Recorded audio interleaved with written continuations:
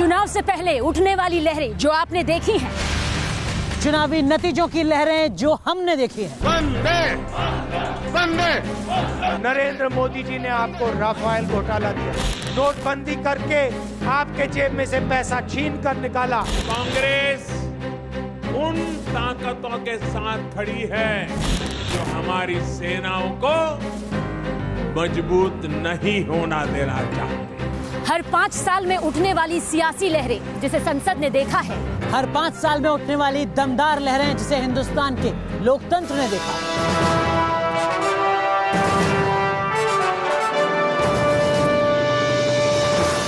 नमस्कार, आपके साथ मैं हूं सबीना तामंग देशमुख और मैं हूं अनुराग दीक्षित, और हम दोनों मौजूद हैं उस लहर की कहानी से रूबरू करवाने के लिए जिसने चुनाव बदला, चुनाव के नतीजे बदले। बात 1984 की हो रही है, जब इंदिरा गांधी की हत्या के बाद पूरे देश में सहानुभूति की लहर देखने को मिल रही थी और इस लहर ने कांग्रेस की झोली को छप्पर फाड़ सीटों से भर दिया था। चुनाव वक्त से 1 साल पहले हुआ था, दिल्ली से सिख विरोधी हिंसा की लहर दौड़ी थी और उसी दौर में आपको लेकर चलते हैं 1984 की दिल्ली में आपको लिए चलते हैं, जिसके बाद पूरे देश में सहानुभूति की चुनावी लहर देखने को मिली थी। और इस लहर के आंखों देखी लोगों के पास भी चलते हैं। मुझे चिंता नहीं है कि मैं जीवित रहूं या नहीं रहूं।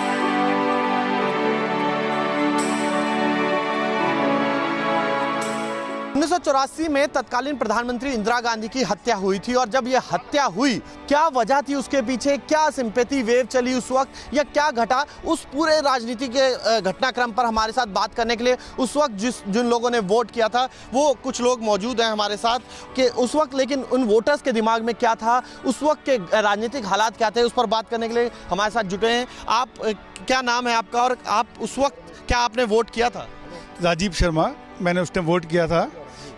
1984 में एक देश में एक हवा चली, देश की प्रधानमंत्री श्रीमती इंदिरा गांधी की डेथ होने के बाद देश में एक आवाज़ गई आतंकवाद के खिलाफ कि एक आतंकवादी लेडी, आयरन लेडी जिसे कहा जाता था, उसकी हत्या की गई और उसको देखते हुए वोट पड़ा। उस टाइम कोई राजनीतिक मुद्दा नहीं था, मुद्दा सीधा ये था कि जिसने इस प्राण को खोया, इस देश के प्राण को खोया, उसकी सिंपैथी में वोट पड़ा था। क्या वाकई सिंपैथी वेव था या फिर कुछ और? सिंपैथी वेव था। उस टाइम एक नारा चला था, इंदिरा गांधी ने कहा अगर मेरी देश के लिए एक एक कतरे की बूंद चाहिए तो मैं दूंगी। तो उन्होंने वो जब वो गुजरी उससे कुछ दिन पहले कहा था, तो वो एकदम हाईलाइट हो गए, लोगों की सिंपैथी वोट हो गई। मुझे चिंता नहीं है कि मैं जीवित रहूं या नहीं रहूं।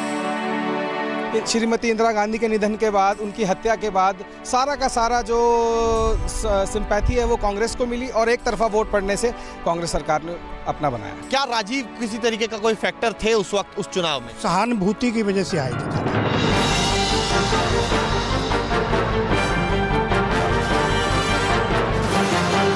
जिन लोगों के लिए वो चुनाव आंखों देखी है, उन सभी के लिए इस चुनाव में बहुत कुछ बदला था। ये वो दौर था जब ऑल इंडिया रेडियो काफी पीछे छूट चुका था, या कहिए बहुत बड़ी जगह ले चुका था देश का इकलौता टीवी चैनल दूरदर्शन।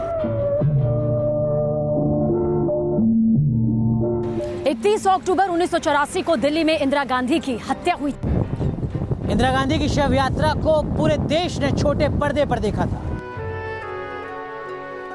तो उस दिन राजीव गांधी बंगाल से लौटे थे और एक बड़े काफिले के साथ मां इंदिरा गांधी को मुखाग्नि देने निकले।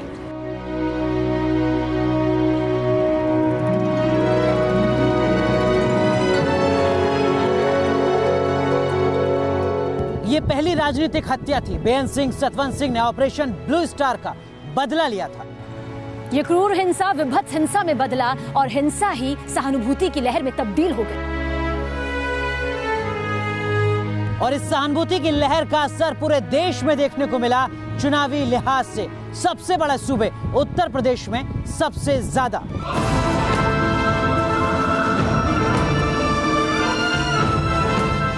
सियासत में सियासी दलों की हार जीत को लहर से भी जोड़कर देखा जाता है। 1984 में कांग्रेस की ऐसी लहर थी कि उस लहर को कोई दूसरी पार्टी न तब छू पाई और ना ही आज तक उस लहर की कोई पार्टी बराबरी करने की कल्पना भी कर पाती है।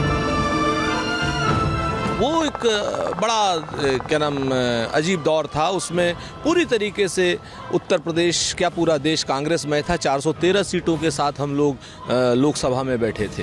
देखिए, 1984 में तत्कालीन प्रधानमंत्री श्रीमती इंदिरा गांधी की हत्या के बाद जो पूरे देश में एक सिंपैथी वेव थी, तब के वक्त को समझने के लिए आपको एक और दिलचस्प फैक्ट बताते हैं। दरअसल जिस दिन इंदिरा गांधी की हत्या हुई उस दिन देश के सिनेमाघरों में एक फिल्म लगी हुई थी और फिल्म का नाम था जागीर।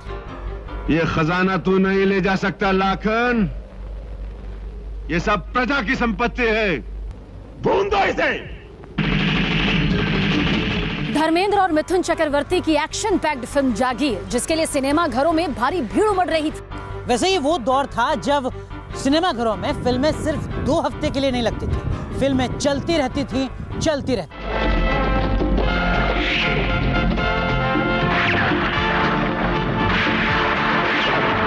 जागीर की ही तरह सिनेमा घरों में एक और फिल्म चल रही थी जिसका नाम था जीने नहीं दूंगा, और ये फिल्म भी लगातार चलती ही जा रही थी। और इस फिल्म के बड़े चेहरे थे धर्मेंद्र, राज बब्बर और शत्रुघ्न सिन्हा। तुम याद न आया करो, याद आने से पहले तुम तब शायद ही इन तीनों एक्टर ने कभी सोचा होगा कि एक दिन तीनों के ही तीनों संसद पहुंच जाएंगे। बदलते वक्त और बदलती सियासत के बीच धर्मेंद्र, राज बब्बर और शत्रुघ्न सिन्हा तीनों ही माननीय बने, सांसद बने।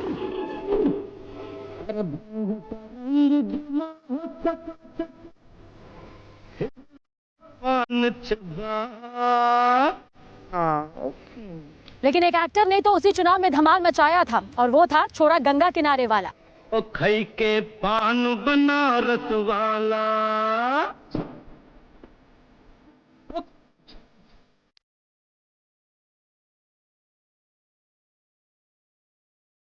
के बादशाह बिग बी अमिताभ बच्चन ने 1984 से ही चुनावी राजनीति में एंट्री की थी। कहते हैं उस चुनाव में अमिताभ बच्चन के लिए ऐसी दीवानगी थी कि इलाहाबाद की जिस भी गली से अमिताभ गुजरते थे, लड़कियां गली में अपने दुपट्टे बिछा देती थी। चलिए आपको लेकर चलते हैं उसी इलाहाबाद में, या कहिए आज के प्रयागराज में। सदी के महानायक कहलाने वाले हिंदी फिल्मों के सुपरस्टार अमिताभ बच्चन इसी इलाहाबाद यानी आज के प्रयागराज जिले के रहने वाले हैं। जिस समय अमिताभ बच्चन इलाहाबाद में चुनाव लड़ने आए, उस समय मैं कहूँगा कि अमिताभ बच्चन जी की लहर नहीं, सुनामी चल रही थी। वो दौर अमिताभ बच्चन का था। इंदिरा जी का निधन हो गया था, माहौल बहुत अच्छा बना और जन समूह था उनके साथ। कि वो इलाहाबाद के ही पुत्र थे, गंगा छोरा किनारे वाले थे। इलाहाबाद के उन लोगों ने उन्हें दिल से लगाया भी कि वो नाचने गाने वाले हैं, वो क्या जीतेंगे तो बहुगुना जीतेंगे। मगर जो रिजल्ट निकला है वो देख के निकला कि लाजवाब जीत रही अमिताभ की। सोने में सुहागा था, खाली अमिताभ बच्चन का ही लहर नहीं था, वो लहर थी इंदिरा जी के बलिदान की, और उस पे महानायक आ गए। वो भी इलाहाबाद के ही पैदा हुए और इलाहाबाद में ही लड़ने भी आ गए। अब 84 के चुनाव को समझने के लिए 4 साल पीछे चलते हैं ताकि आपको चुनाव के आगे की तस्वीर साफ दिखाई दे सके। बिल्कुल, तो 1984 के चुनाव की कहानी शुरू होती है 1980 से, जब लगभग 3 साल सत्ता से बाहर रहने के बाद, इमरजेंसी के बाद इंदिरा गांधी की सत्ता की ओर एंट्री होती है। 1980 में इंदिरा गांधी ने चौथी बार प्रधानमंत्री की कुर्सी संभाली थी, लेकिन इसके 5 महीने बाद ही उन्हें एक बहुत बड़ा सदमा लगा। 23 जून को उनके बेटे संजय गांधी की प्लेन क्रैश में मौत हो गई। सदमा इसलिए भी बड़ा था क्योंकि संजय गांधी सिर्फ बेटे के तौर पर नहीं देखे जाते थे, बल्कि उन्हें इंदिरा गांधी के उत्तराधिकारी के तौर पर भी देखा जाता था। लेकिन संजय गांधी के जाने के बाद राजीव गांधी को पायलट की नौकरी छुड़वाई गई और उनकी सियासत में एंट्री की गई। संजय गांधी की मौत के बाद खाली हुई सीट से अमेठी से 1981 में उपचुनाव हुए, जिसमें राजीव गांधी सांसद चुने गए और राजीव गांधी की पॉलिटिक्स में एंट्री हो गई। लेकिन राजीव गांधी की इसी सियासी एंट्री के साथ घर में बगावत की शुरुआत हुई। बहू मेनका गांधी ने विद्रोह किया, अलग पार्टी बनाई, जिसका बिहार में खासा असर भी देखने को मिला। लेकिन इंदिरा गांधी की हत्या के बाद लोगों ने बहू के उस विद्रोह को भी भुला दिया। चलिए आपको लेकर चलते हैं बिहार और दिखाते हैं आपको कि किस तरीके से उस दौर में बिहार में बदल गई थी सहानुभूति की लहर। उस समय बिहार और झारखंड एक हुआ करते थे। रामगढ़ कैंट में वहां पर जो तमाम सिपाही थे उन लोगों ने विद्रोह कर दिया था। पटना के सड़कों पर हंगामा शुरू हो गया था और नतीजा ये हुआ कि कांग्रेस के साथ सहानुभूति लहर इस कदर बढ़ी कि बिहार में 54 सीटों पर चुनाव हुआ और कांग्रेस 48 सीट जीत गई। जी हाँ, कांग्रेस को एक बड़ी जीत मिली। कर्पूरी ठाकुर जैसे दिग्गज नेता हार गए कांग्रेस के एक साधारण कार्यकर्ता से, सिर्फ उस वक्त लेफ्ट को 2 सीटें मिली थी और बाबू जगजीवन राम ने एक पार्टी बनाई थी, उस पार्टी को 1 सीट मिली जो जगजीवन राम खुद जीत सके थे। नतीजा ये भी हुआ कि अगले साल जब 1985 में बिहार में विधानसभा के चुनाव हुए तो 324 सीटों में कांग्रेस को 196 सीट पर जीत मिली। यानी ये जो रिजल्ट्स थे, ये इंदिरा गांधी की मौत के बाद जो परिस्थिति पूरे देश में उभरी, उस परिस्थिति का परिणाम कि बिहार में भी कांग्रेस का ध्वज लहराने लगा था। इंदिरा गांधी बड़ी लोकप्रियता हो गई, राजीव गांधी उसी के फलस्वरूप 415 सीटें जो जवाहरलाल नेहरू ने जीत पाए, वो जीत राजीव गांधी ने हासिल किया इंदिरा गांधी के साथ। इंदिरा जी की नृशंस हत्या के बाद पूरे देश में सहानुभूति लहर थी। उस समय इस तरह का माहौल था और बगैर पार्लियामेंट्री पार्टी की मीटिंग कराए हुए राजीव गांधी को बगैर नेता चुने हुए ज्ञानी जैल सिंह ने उनका ओथ करा दिया। बाद में पार्लियामेंट्री पार्टी की मीटिंग में उनको नेता जो है चुना गया और उसके बाद जो चुनाव हुआ, उस चुनाव का नतीजा जो है अद्भुत था। देश की 3 साल की सियासत एक तारीख के साथ बदल गई और वो तारीख थी 31 अक्टूबर। दरअसल में 1984 में पूरे असम में उग्रवाद की तस्वीर देखने को मिल रही थी, वहीं पंजाब में खालिस्तानी उग्रवाद चरम पर था। इतनी बुरी स्थिति थी कि पूरे सूबे को सेना के हवाले करना पड़ा।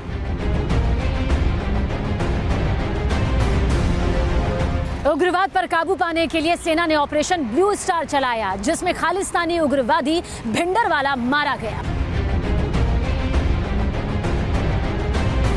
ऑपरेशन ब्लू स्टार पूरा हुआ जून में और इसके 4 महीने के अंदर अक्टूबर में इंदिरा गांधी की हत्या कर दी गई।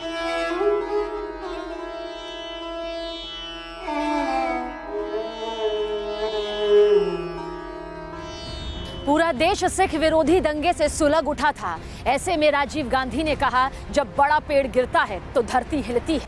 कुछ दिन के लिए लोगों को लगा कि भारत हिल रहा है, लेकिन जब भी कोई बड़ा पेड़ गिरता है तो धरती थोड़ी हिलती है।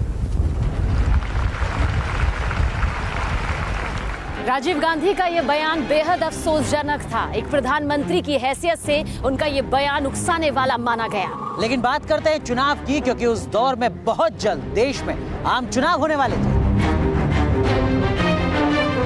कांग्रेसी दिग्गज जुटे, मैराथन मीटिंग्स हुई और ये फैसला लिया गया कि चुनाव जल्द से जल्द होगा। और इसी के साथ चुनाव आयोग ने तारीखों का ऐलान भी कर दिया।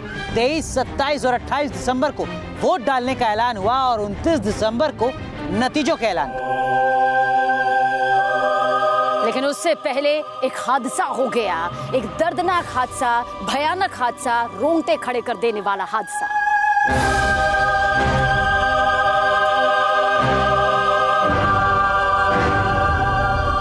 2 से 3 दिसंबर की दरमियानी रात यूनियन कार्बाइड से जहरीली गैस निकली और ना जाने कितने लोग नींद में ही मौत की आगोश में समा गए। आजाद भारत में ऐसा पहली बार हुआ था जब लोगों का खून नहीं बहा था, बल्कि बल्क में मौत आई थी। हजारों लोगों की मौत हो चुकी थी और लाखों लोग ताउम्र जहरीली गैस का दंश झेलने को मजबूर हो गए। भले ही भोपाल में भयंकर गैस त्रासदी हुई हो, लेकिन पूरे देश में चुनाव तो होना ही था। भोपाल की इस गैस ट्रेजेडी के 20 दिन के बाद ही जब मध्य प्रदेश के मतदाता अपने घरों से पोलिंग स्टेशन के लिए निकले तो दर्द गायब था और सहानुभूति की लहर बरकरार थी। उस साल असम और पंजाब में चुनाव नहीं हुए थे, 1985 तक के लिए पोस्टपोन कर दिए गए थे। 533 सीटों पर चुनाव हुए, जिसमें 414 सीटों पर कांग्रेस चुनी गई थी। 30 सीटों पर टीडीपी ने कब्जा किया और ऐसा पहली बार हुआ था जब कोई रीजनल पार्टी विपक्ष में बैठी थी। इंदिरा गांधी की हत्या के बाद सहानुभूति की लहर ने कांग्रेस को शीर्ष पर बिठा दिया और इसी का नतीजा था कि साल के आखिरी दिन यानी 31 दिसंबर को राजीव गांधी देश के प्रधानमंत्री के तौर पर शपथ ले रहे थे। I will bear true faith and allegiance. That I will bear true faith and allegiance to the Constitution of India. To the Constitution of India. इस चुनाव को लेकर चुनाव आयोग पर कई आरोप भी लगे, जिनमें से एक था कांग्रेसी नेता के हेलीकॉप्टर का दुरुपयोग करना और दूसरा आरोप था कि इलेक्शन कमीशन ने दरअसल में उस नारे को भी नहीं रोका जो सीधे तौर पर सिख विरोधी था। इस चुनाव में 23,79,62,487 रिकॉर्ड वोट्स डाले गए थे, जो कुल वोट का 63.7%, 67 के चुनाव के सर्वाधिक वोटिंग परसेंटेज 61.1 से भी ज्यादा था। वैसे इस चुनाव में विपक्ष ने सहानुभूति भुनाने का आरोप लगाया। मध्य प्रदेश के ही बीजेपी के एक एमपी ने कहा था कि मानो ऐसा लग रहा है जैसे इंदिरा गांधी कब्र से ही शासन कर रही हैं। लेकिन इन सब के बीच वाम दल पश्चिम बंगाल में अपनी साख को बचाने में कामयाब रहे थे। तो चलिए आपको लिए चलते हैं कोलकाता। लेफ्ट के नेताओं को इस बात का अंदाजा तो था कि उस वक्त अगर चुनाव होंगे तो कांग्रेस को इसका फायदा जरूर होगा, लेकिन ये अंदाजा नहीं था कि कांग्रेस को इतनी ज्यादा सीटें चुनाव में मिल जाएगी। इंदिरा गांधी का मौत होने का बाद वो आवेग उसका काम किया है, इमोशन काम किया है। पूरा घर का आदमी जो लोग वोट देने में नहीं निकलता था, उस टाइम में वो लोग भी निकल गया था। अब लहर काम किया। अब इस लहर में बहुत अच्छे अच्छे वामपंथी नेता हार गए। विशेष करके औरतों जो है सो औरत के नाम पर लाइन में लग करके इंदिरा गांधी के सपोर्ट में वोट देने के लिए आ गए। उस साल कांग्रेस का वोट प्रतिशत पहली बार 50% के करीब पहुंचा था और विपक्ष की टीम हवा हो गई थी। भारतीय जनता पार्टी ने अपने 224 उम्मीदवारों को मैदान में उतारा था। ये अलग बात है कि जीत मिली सिर्फ 2 को। माकपा 22 पर और भाकपा 6 सीटें हासिल करने में कामयाब हुई थी। चंद्रशेखर की पार्टी से भी 207 उम्मीदवार मैदान में उतरे थे और 10 को जीत भी मिली थी। बाबू जगजीवन राम अपनी पार्टी से अकेले नेता थे जो चुनाव जीत कर सामने आए। पूरे देश में कांग्रेस की लहर थी, लेकिन इस लहर को रोका आंध्र प्रदेश में एनटी रामाराव ने। एनटी रामाराव की पार्टी को जहां 30 सीटें मिली, वहीं कांग्रेस को सिर्फ 6। और आइए आगे जयपुर चलते हैं, आगे की कहानी से आपको रूबरू करवाने के लिए। हिंदुस्तान की राजनीति में कई बार सियासी लहर आई हैं और लहर का आलम ये रहा है कि विपक्ष का तो सुपड़ा साफ हो गया। इतिहास में पंडित जवाहरलाल नेहरू को जितनी सीटें नहीं मिली थी, 421 सीट राजीव जी को प्राप्त हुई थी। सन 84 की जब हवा देखी तो भारतीय जनता पार्टी 2 सीटों पर सिमट करके रह गई। क्या हुआ था गांधी के गुजरात में, जानने के लिए चलते हैं अहमदाबाद। 1984 में इंदिरा गांधी के मरने के बाद देश में इंदिरा गांधी की आंधी चली और चुनाव के नतीजों ने कांग्रेस को आसमान पर पहुंचा दिया। गुजरात का हाल भी कुछ ऐसा ही था। कांग्रेस को गुजरात में 26 में से 25 सीटें मिली। लोग कहते हैं कि वो इंदिरा गांधी की आंधी नहीं बल्कि सुनामी थी। आपको दूसरी बात बताऊं कि अहमदाबाद में जनसंघ के जो प्रेसिडेंट ऑल इंडिया के, वो इंडिपेंडेंट लड़े अहमदाबाद से, सिर्फ 5000 वोट मिले थे। एक ऐसी लहर थी कि जो हिंदुस्तान के इतिहास में कभी भी ना आ सकती है न कभी आएगी। नहीं, उसको हम सिर्फ लहर नाम देंगे तो मेरे ख्याल से शब्द बड़ा छोटा है। वो सुनामी थी और वो सुनामी ऐसी थी कि जिसने बड़े बड़े राजनेताओं को ज़मीन पर पटक दिया था। बहुगुणा जी हो, प्रहलाद मधोक हो, अडवाणी जी हो, वाजपेयी जी हो, बड़े बड़े नेताओं को सारों को ज़मीन पर पटक दिया था। उस साल सहानुभूति की ऐसी लहर चली कि बड़े से बड़े किले ढह गए। उस साल राजनीतिक हत्या से ऐसा देश में उबाल आया कि उस उबाल में जीत के सारे रिकॉर्ड ध्वस्त हो गए। कांग्रेस को उस साल इतनी बड़ी जीत मिली कि वो जीत का आंकड़ा कांग्रेस पार्टी आज तक नहीं छुपाई। इसके पहले भी लहर आई और उसके बाद भी लहर आई। इससे पहले भी चुनाव हुए थे और इसके बाद भी लगातार चुनाव होते रहे। और अगले लहर की चर्चा अगली बार। आप देखते रहिए न्यूज़ नेशन, क्योंकि यहाँ खबरों का सिलसिला कभी नहीं थमता।